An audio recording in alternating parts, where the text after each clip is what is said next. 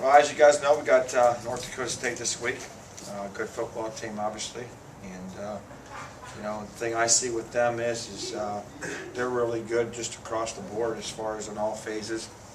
I think the style of offense that they run is really complementary to what they do on defense. Their special teams, they've done a great job there. Coach has a bunch of young players also playing for him in some key spots that I see. I look back at film from last year, again to this year. I see them developing their players, which I think is a big part of this game that we have to continue to talk about and emphasize. Is I see players that are a year older developing physically, which is a compliment to their coaching staff, strength and conditioning staff, and those are the kind of things that you got to do if you want to build a championship football team. Right now they've put themselves in position to make a run there at a championship, and you can see it with the development of their players. They're bigger and stronger this year, put some more weight on, put some more size on, but yet they've also looked like they've had some young players that have been able to step up. And I would imagine at some point in your program, when you've been recruiting for 8 or 9 years, you can probably start redshirting people and doing it the way that the redshirt program was originally intended to be. Hopefully we get to some point where we can bring guys in and redshirt them and then be able to play them a little bit as freshmen and then start them as sophomores. So I see some of that taking place. Obviously they don't turn the ball over. That's a big thing. Last week against Indiana State, they had the ball for almost 38 minutes. So they like to play keep away. I would imagine they're going to have the approach that we're going to keep, Youngstown State off the field, possess the football, and they kind of remind me. I know Coach has a Nebraska background, but when I was at Kansas State, when Coach Osborne was there, and in a lot of ways, the way they play the game reminds me of Nebraska when they were in their heyday there, of possessing the football, playing good defense. They're not necessarily running the option like Nebraska did, but as far as running the football and then hitting you on some play action passes, they're very efficient at throwing the football, and that's because their run game's so good.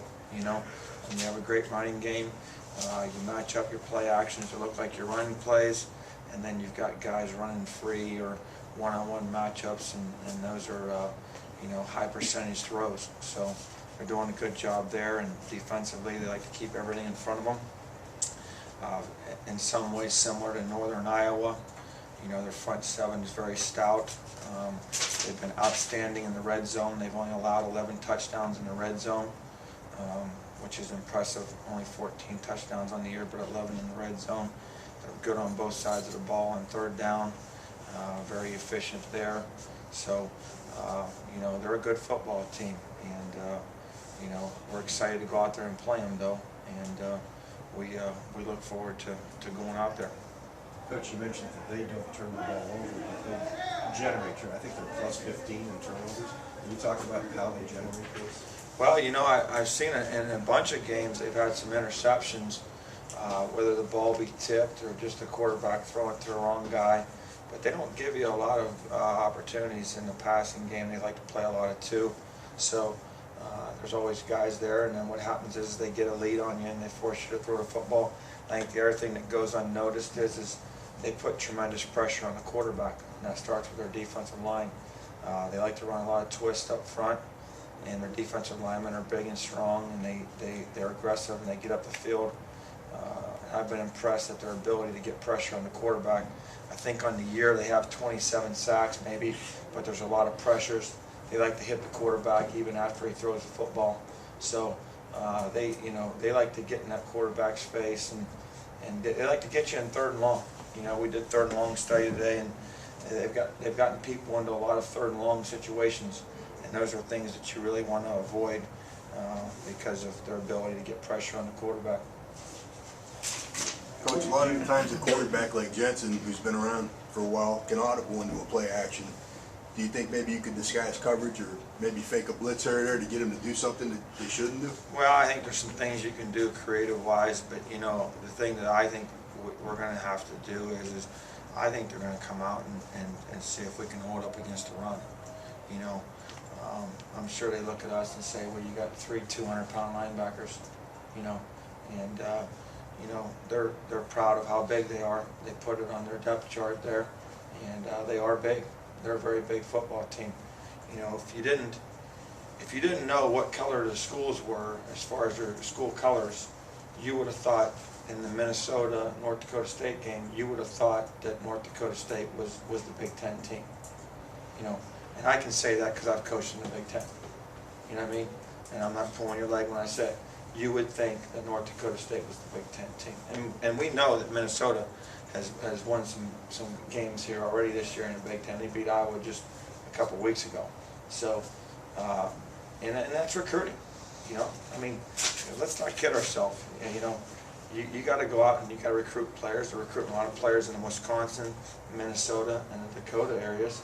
I talked to a guy yesterday that's from Minnesota and just asked him about, you know, where they're getting these guys from, and are there that many available, and why are they going there, and you know, and they've got a pocket there in north of Minneapolis there that they recruit to, and it fits well with their school. So they've got to, and that goes back to their boss, you know, Coach Bull. He's done a good job. He knows how to recruit. You know, I mean, they did it in Nebraska the same way. Recruit big guys that like to work hard, lift weights, and play tough and don't make mistakes. Nebraska won a lot of football games that way, and that's what they're doing with their program. Eric, their record indicates they are the best team. Are they the best team from a physical Yeah, standpoint? I think they are. I think they are. You know, I think they're definitely the most physical group as far as, you know, that I've seen so far in film without playing them. The front seven is very comparable to Northern Iowa, and they probably have a little more size across the board, really. Secondary is good. They love to come up and hit you. You know, if you catch balls, you're going to get hit. That's their philosophy, and that's what they're going to do. And then offensively, they like to pound on you. You know, they're going to motion around, and then all of a sudden they're running a play action that looks just like the run play, trying to get some guys free, whether it's a tight end, fullback, whatever the case may be. Move the pocket with the quarterback there on nakeds or sprint outs, and that's what they're going to do. I know it's maybe overrated a little bit, but back-to-back road games for you guys traveling to Northern Iowa, now even further than North Dakota State. Do you do anything differently at all, or try to? Or just, no, you know, I mean, we leave at the same time. We're gonna get a chance to go over there. This is a different surface that we're playing on. This is more like the traditional turf that we used to have at the older school, where it's, you know, it's kind of like the turf that you have on your porch in your backyard. Very similar. So that's the kind of turf that it is. So we want to get over there and get around on that a little bit and work out there the night before. But you know, I guess I feel better about it than I did a year ago, because of the fact that last year, coming off the Northern Iowa game, we were probably banged up a little bit as far as just overall as a team, just because of the physical mismatch, you know. Whereas this year, I don't feel like we're as banged up as much coming out of the Northern Iowa game. So that's obviously a compliment to Coach Cochran in the short time that he's been here, as far as getting our guys physically built up so we can hold up better against some of these elite teams. Coach, you took at that time the number 16 in the country down to the final 2 minutes in their place. What do you take out of that you think can help this team take down the number 1 team? Well, I think there's a couple of things we talked about the other day, and I think this is you know, we had our opportunities in the Northern Iowa game to close out the game, and quite frankly, we did not. And it's frustrating for everyone, myself included, every player on this team. But we had several opportunities, and we didn't execute to finish the game, and we didn't do that. But you know, in order for us to take the next step against these elite teams, we're going to have to show we can close. And who's to say that this isn't the week that we show we can close a game out? You know, all of our games since we've been here, and I say we, all of us, because we're all in this together, is every fourth quarter we've been in almost every game, every single one. Now we got to get to a point where we can start closers, and we've been able to close some, you know, and some we haven't. When I talk about closing them, I'm talking about being able to close them on offense. You know, when I was at Ohio State, when I was at Illinois, and we played at Ohio State, we ran the clock out. We didn't give the ball back to Ohio State when they were number 1 in the country. We beat them down there when they were number 1. You have got to be able to stay on the field for 7 or 8 minutes and close the game out. And we rode Juice Williams down the field, basically ran the ball every play, and found a way to close the game out, and we won and upset them. And that's the next step we got to get ready to take. Is yes, there were 7 or 8 minutes, but we knew if we gave the ball back probably to Ohio State, we probably at their place, them being number 1, probably they probably would. Chances are they'd probably get a score. They'd find a way. But we didn't give them the ball back. We didn't give them that opportunity. And that's what we've got to start doing here. Is we had the ball twice, and I would like to see us be able to close that out. And we just got to get a little better at it. You know, we got to get better at it, and that's just part of what we need to do. But we'll go there and play them. And we played them last year. You know, our game last year came down to, you know, right there at the end of the game. Had to kick a field goal again. Or do you have to say anything to your team, or do they know it's the number 1 team and all that? Oh yeah, they know. You know, they know we got to win both games. You know, it's up. I mean, we win both games. I mean, we're 7-4. Indiana State potentially could finish 7-4 if they win out. You know, Illinois State, Northern Iowa. I don't know which way they got 1 game left there. I don't know which way that's going to play out, but you know, we beat Illinois State, and we would have beaten. You know, we would have beat the highest ranked teams. So, you know, I feel confident that we'll get the nod, but it doesn't matter if we don't win. And that's got to be our mentality. We have nothing to lose. Let it all hang out. Is this a statement game, a chance maybe to show the rest of the country that, you know, we can go play the number 1 team and do it? If we take care of business, you know, I get really frustrated playing close.